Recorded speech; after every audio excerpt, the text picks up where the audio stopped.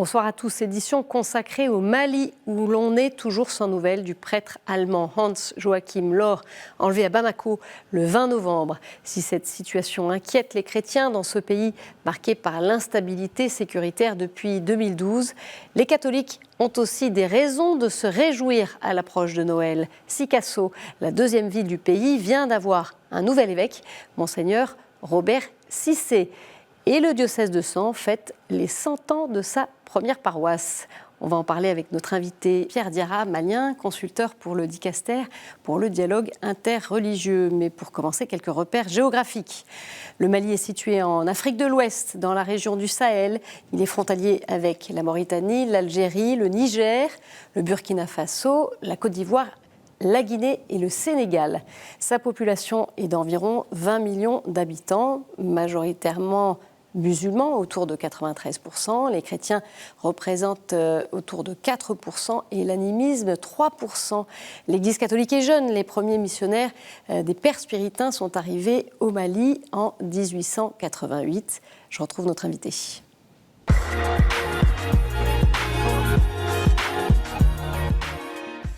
Pierre Diarra, merci de nous avoir rejoints. Alors les téléspectateurs vous connaissent, puisque vous êtes déjà venu à plusieurs reprises nous donner votre éclairage sur le Mali. Et vous êtes malien vous-même, vous vivez en France depuis longtemps, mais vous êtes très connecté, on peut dire que vous êtes peut-être un pied même toujours au Mali, puisque vous y enseignez à l'Université catholique de l'Afrique de l'Ouest, à Bamako, et vous en revenez tout juste, vous y étiez ces jours-ci. Vous avez enseigné à des étudiants de master en journalisme et communication. J'ai envie de vous demander peut-être, une première impression, comment vous avez perçu ces jeunes dans le contexte actuel du Mali ? Alors, ce sont des jeunes professionnels donc, qui veulent acquérir un peu plus de connaissances et qui viennent donc à l'UCAO, unité universitaire à Bamako, pour essayer donc d'accroître leurs connaissances et d'avoir des outils, des moyens, des éléments de réflexion pour mieux assumer leurs responsabilités. Je les ai trouvés très engagés, très attentifs à ce qui se passe dans le pays et un certain nombre écrivent même des articles et des réflexions, des éléments de réflexion sur la situation locale, l'ambiance, les problèmes liés à l'insécurité, mais aussi liés à diverses aspirations, les besoins des Maliens. Alors, il y a un sujet qui a été débattu ces temps-ci au Mali, c'est la révision de la Constitution, puisque c'est en effet l'une des tâches du gouvernement de la transition d'organiser un référendum constitutionnel, mais le projet de texte est vivement critiqué par une frange de la société civile et de la classe politique. La question de la laïcité a fait l'objet d'une réflexion pour la Constitution. C'est un enjeu pour les chrétiens, comme nous l'explique Éloi Diarra, ancien professeur de droit à l'Université de Rouen, qui a travaillé sur ce projet de texte. On en parle juste après. D'accord. Dans chacune des constitutions précédentes et dans cet avant-projet de constitution, on a toujours affirmé le principe de la laïcité de l'État.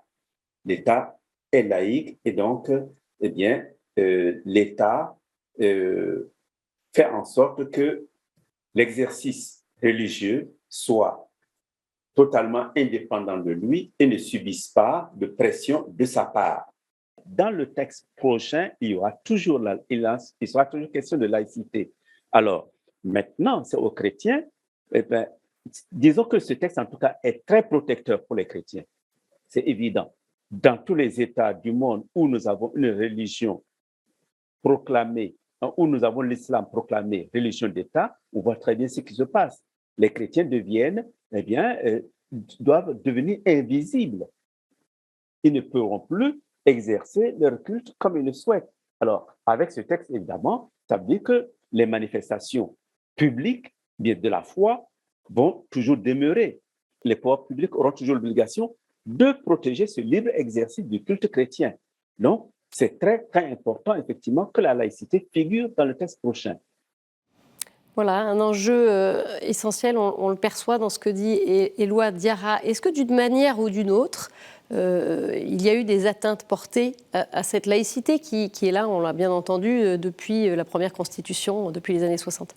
Il y a de temps en temps des personnes qui mettent en cause, soit directement, soit par des critiques ou des insinuations, comme quoi la laïcité dans un pays où la majorité se réclame de l'islam n'a peut-être pas beaucoup d'intérêt. Mais je pense que ce qui est fondamental, et le professeur Éloi Diarra vient de le souligner, c'est que malheureusement, c'est mon point de vue aussi, il y a beaucoup qui ne sont pas bien formés et qui ne comprennent pas la vraie signification de la laïcité. Qui sont ceux qui critiquent? Alors, parfois ce sont des musulmans, parfois aussi ce sont des gens qui n'ont pas forcément disons, d'affirmation claire de leur incidence religieuse, des intellectuels aussi qui parfois veulent savoir un peu plus, je pense, sur la laïcité. Parfois, ce sont des gens qui, à mon avis, qui ne sont pas bien formés et qui ne comprennent pas la vraie signification du terme laïcité.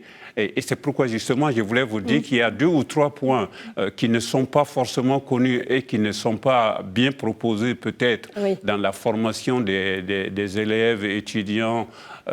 C'est d'abord la liberté de conscience, donc la liberté de croire ou de ne pas croire, mais aussi l'égalité vis-à-vis des lois de la République, qu'il n'y ait pas de discrimination quand il s'agit donc des textes de loi ou de ce qui se vit au niveau de la République. Donc que la religion ne soit pas prétexte pour discriminer certaines personnes, et Éloi l'a bien dit, si on venait à dire que la religion d'État, c'est l'islam, par exemple, évidemment, les chrétiens, et il y en a quand même, on compte environ 4% de la population, les chrétiens, du coup, se sentiraient mal dans la République.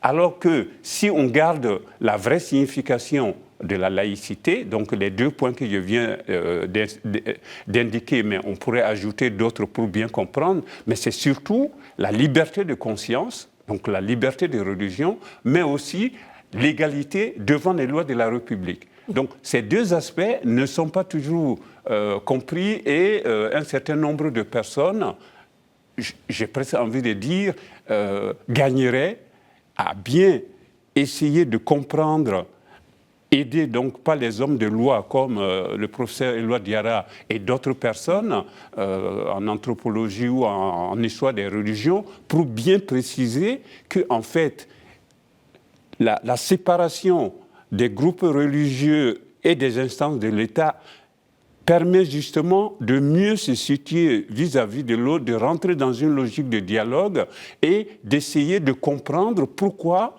est-ce qu'il est important que chaque citoyen, quelle que soit sa religion, puisse être traité de la même façon et que les mêmes lois puissent s'appliquer à tous sans discrimination aucune et qu'il y ait une liberté de conscience pour choisir sa religion, pour choisir ses pratiques et que l'État soit là vraiment pour garantir les libertés. C'est ça qui me semble très important et que le professeur Éloi Diarra a bien souligné et qui mériterait d'être mieux connu peut-être au Mali parce que la formation, bien sûr, au niveau de l'éducation, au niveau de l'enseignement supérieur, depuis quelques années, je pense, n'arrive pas à atteindre les objectifs. Et donc, je pense, un des aspects importants, ce serait la formation. Pas simplement apprendre des choses par cœur, mais apprendre vraiment à réfléchir. Alors, il y avait une autre actualité en novembre. La junte a interdit les activités de toute ONG soutenue par la France, notamment humanitaire, après la suspension par Paris de son aide publique au développement. Comment est-ce que ça a impacté le secours catholique? Alors, j'en ai discuté avec certaines personnes qui m'ont dit que, bien sûr, ils respectent les décisions du gouvernement malien, mais en même temps, ils savent que les populations ont besoin d'aide.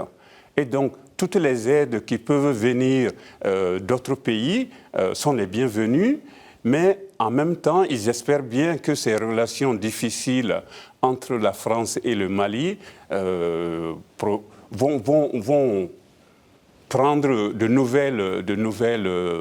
nouvelles formules, qu'il va y avoir un peu plus de compréhension et que les populations qui bénéficiaient de ces aides vont pouvoir en profiter le plus vite possible. Et je sais qu'un certain nombre de personnes et des responsables au niveau du Mali souhaitent que, assez vite, il y ait de meilleures relations entre le Mali et la France, et surtout entre les dirigeants du Mali et les dirigeants français. Alors, on est toujours sans nouvelles du prêtre allemand, je le disais, Hans-Joachim Lohr, qui a été enlevé à Bamako le 20 novembre. Est-ce que cet enlèvement illustre bien la précarité, l'instabilité sécuritaire du Mali ? Je ne pense pas, mais en même temps, ça pose vraiment un réel problème.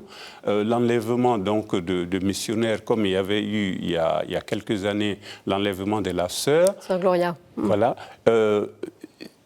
En fait, ça démontre d'une certaine manière que partout au Mali, on n'est pas totalement en sécurité, puisque ce père était à Bamako et on pense qu'il a été enlevé donc à Bamako, dans un quartier de Bamako où se trouve justement l'université catholique. Et ça inquiète bien sûr l'Église catholique, mais l'ensemble des croyants du Mali, l'ensemble de la population, qui se disent, quel que soit le lieu où on se trouve au Mali aujourd'hui, on peut être victime de terroristes. Parce que moi, je dis toujours qu'ils ne sont peut-être pas tous des djihadistes, ça peut aussi être des brigands, des terroristes, qui veulent profiter de cette situation, soit pour avoir de l'argent si jamais il y avait une rançon et qu'elle était payée, ou peut-être aussi pour semer la peur, le trouble, et peut-être essayer de désorganiser tout ce que le gouvernement malien met en place pour qu'il y ait un peu plus de sécurité dans le pays. Donc c'est une situation dramatique, mais en même temps, je sais que le gouvernement malien et un certain nombre de personnalités sont très engagés pour qu'il y ait un peu plus de sécurité dans le pays. Alors on va aussi parler d'événements heureux qui concernent les chrétiens du Mali, puisque Sikasso a un nouvel évêque, ça vient d'arriver le 14 décembre. La nomination a été annoncée. Il s'agit de Monseigneur Robert Cissé, que vous connaissez bien. Oui, Robert Cissé, qui jusqu'à présent était le recteur par intérim du grand séminaire de Samaya, donc Saint-Augustin à Bamako, qui est un grand séminaire où on forme des futurs prêtres. Et depuis d'ailleurs quelques années, il est impliqué dans la formation. Et il était aussi le doyen de la faculté de philosophie, donc à l'université catholique, unité universitaire à Bamako. Et donc c'est un philosophe qui est très ouvert et qui est très engagé dans la formation depuis de nombreuses années. Autre bonne nouvelle pour les catholiques maliens, eh bien, l'Église du Mali fête les 100 ans de la première paroisse du diocèse de Sens, qui est située dans le sud-est du Mali. En 1922, 3 pères blancs sont arrivés à Mandiakuy. Le diocèse a été érigé en 1964. Aujourd'hui, il compte 8 paroisses. Et sur 860 500 habitants, environ 5,12% sont catholiques. Il est le diocèse qui compte la plus forte concentration de chrétiens du pays. Quel défi aujourd'hui ? Monseigneur Assa Florent Connet, évêque de Sens, nous répond. C'est un moment d'action de grâce pour tous les dons reçus pendant les 100 ans. Et également, c'est un moment où on s'arrête, on réfléchit sur le passé, on voit le présent et on projette l'avenir. Le premier défi, c'est l'annonce de la foi de façon enracinée face au recours de certains chrétiens vers d'autres dieux, je dirais. Le deuxième défi, c'est la construction de communautés chrétiennes vivantes, les communautés chrétiennes de base, enracinées, ferventes dans la prière et avec un témoignage et une solidarité beaucoup plus organique. Un autre défi, c'est l'éducation de nombreux chrétiens. Je veux parler surtout des laïcs qui ignorent leur identité de laïc. Donc, il faut les former pour qu'ils prennent leur place dans l'Église. Aussi, l'édification de la famille chrétienne de façon solide. face aux différents défis que rencontre la famille aujourd'hui dans le monde. L'un des défis, qui n'est pas le moindre, c'est le défi de l'autoprise en charge. L'autoprise en charge dans un pays pauvre, dans un diocèse dont les fidèles sont en majorité des ruraux et un diocèse aussi pauvre. Donc, comment créer les ressources humaines, comment créer les biens matériels, les biens financiers qui sont des supports indispensables pour une pastorale qui est authentique. Voilà le sens de cet anniversaire, Pierre Diarra, pour vous, ce centenaire et ce que ça dit du diocèse de Sens. Je précise que c'est votre diocèse d'origine. Oui. C'est célébrer, rendre grâce pour l'action des missionnaires depuis donc 1922. De nombreux missionnaires sont arrivés d'Europe et d'ailleurs et se sont vraiment investis pour proposer l'Évangile, mais aussi pour essayer d'aider les populations à vivre dans de meilleures conditions. Donc, rendre grâce pour cela. Et puis ensuite, essayer de voir, comme Monseigneur Florent Hassa vient de le dire, comment est-ce qu'aujourd'hui on relève un certain nombre de défis qui sont liés aux défis que les premiers missionnaires ont essayé de relever, mais avec des aspects nouveaux. Il a parlé de la formation, il a formé aussi de l'autoprise en charge et de l'engagement de tous les baptisés dans l'évangélisation et la pastorale d'aujourd'hui. Je pense qu'il y a les deux aspects. Donc, rendre grâce à Dieu pour ce qui s'est fait, pour les nombreux missionnaires qui se sont investis souvent en corps et âme, certains même sont enterrés dans le diocèse, et puis essayer de voir aujourd'hui comment on peut relever les défis de l'évangélisation. Avec une église maintenant qui est complètement locale, quasiment malienne, c'est-à-dire qu'il y a peu de missionnaires étrangers aujourd'hui. Oui, il y a aussi des missionnaires étrangers qui sont moins nombreux que les locaux, on peut dire, mais qui sont engagés comme les locaux dans l'œuvre de la pastorale et dans l'évangélisation. Les premiers qui sont arrivés, c'était des missionnaires d'Afrique, qu'on appelle généralement Pères Blancs. Et il y a d'autres congrégations missionnaires, hommes et femmes, qui sont arrivés aussi et qui s'investissent pour que l'Évangile soit mieux accueilli et que la communauté chrétienne soit vraiment vivante. Et on le voit à travers certains chants, à travers certains engagements dans les paroisses, et notamment dans la paroisse de Mandiakui. Il y a vraiment une prise en charge de l'évangélisation et de la pastorale, non seulement par les prêtres, les religieux et les religieux, mais aussi par les laïcs, et notamment les catéchistes, qui, dès les premières heures, ont été engagés auprès des missionnaires pour proposer l'évangile dans tout le diocèse. Alors, vous connaissez bien l'histoire de l'Église du Mali, vous y aviez consacré l'ouvrage 100 ans de catholicisme au Mali, qui était paru aux éditions Cartala. Oui. On en vient à peut-être une question un peu de conclusion pour cette période. Voilà, nous arrivons à quelques jours de Noël. Comment est-ce que les catholiques maliens s'apprêtent à fêter Noël ? Il y a différentes manières de fêter Noël. Bien sûr, il y a la date choisie par l'Église universelle, donc le 24 et le 25 décembre. Mais généralement, dans le diocèse de Sens, depuis de nombreuses années, déjà même au moment où les missionnaires étaient majoritaires, c'est fêté bien sûr le 24-25 décembre, mais aussi reprendre un peu pour soi, dans les villages et les succursales, une date pour essayer vraiment de fêter à sa manière et de prendre conscience que cette fête n'est pas simplement à célébrer avec tout le monde, dans le monde entier, mais aussi que Jésus vient pour l'ensemble des villages, des communautés chrétiennes. Et donc, généralement, les villages, les communautés villageoises et des groupes de villages, parfois dans la paroisse, choisissent une date pour essayer de fêter Noël à eux. Et c'est l'occasion de proposer l'Évangile aux voisins, aux amis, aux gens qui viennent. Et donc, c'est une fête un peu populaire, à l'image un peu des fêtes traditionnelles où il y avait une grande célébration commune et ensuite, on pouvait aller célébrer donc, dans différents coins.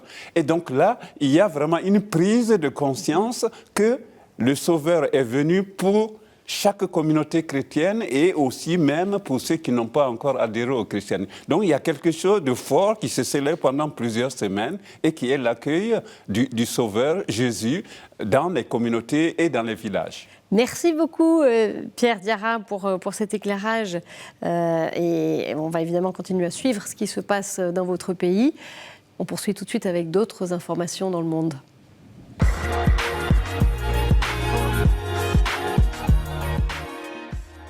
En République démocratique du Congo, des pluies torrentielles sont tombées sur Kinshasa, la capitale de plus de 15 millions d'habitants, provoquant des glissements de terrain. Plusieurs dizaines de personnes sont mortes. Sur place, Caritas évalue les besoins. On fait le point avec Christian Gamina, coordinateur des urgences de la Caritas Congo. Bon, la pluie, elle a commencé tard dans la nuit où tout le monde était déjà en train de dormir. C'est par coup de surprise que dans la matinée, on se rend compte que toute la ville de Kinshasa était inondée. Et même dans les familles, les maisons étaient inondées, il y a des routes cassées, ce qui fait que la journée du 13, la journée était vraiment perturbée. Il y a eu beaucoup de maisons qui ont été inondées, beaucoup de maisons écroulées. En plus de cela, on recense des cadavres qui ont été retrouvés sous les décombres à la fin de la journée du 13. J'ajoute que la conférence épiscopale du Congo a de nouveau lancé un appel aux fidèles et aux personnes de bonne volonté à se remobiliser pour l'accueil du pape François qui viendra en RDC à partir du 31 janvier. Avec une préparation spirituelle, les évêques demandent à toutes les paroisses et les communautés religieuses de réciter à la fin de chaque messe la prière préparée à cette intention. Ils invitent aussi les catholiques à participer à l'adoration du Saint-Sacrement chaque premier jeudi du mois et à la récitation de la prière du Rosaire chaque samedi. Les évêques remercient aussi tous les fidèles et tous ceux qui ont contribué financièrement à l'organisation matérielle de la visite du pape. Le Haut-Karabakh, une nouvelle fois coupé du monde. Le 12 décembre, les autorités azerbaïdjanaises ont bloqué la route de Goris à Stepanakert. Le corridor de Latchine est l'unique route qui relie le Haut-Karabakh à l'Arménie. Si il se poursuit, ce blocage plongera les 120 000 Arméniens du Haut-Karabakh dans une situation d'urgence humanitaire.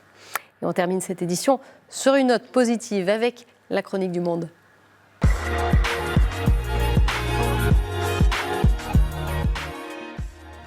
Et cette chronique, elle nous vient cette semaine de Madagascar. On retrouve le père Tantéli Odilon Andriama Monginirina, qui est responsable de la télévision catholique diocésaine à Tamatave. Bonjour à tous.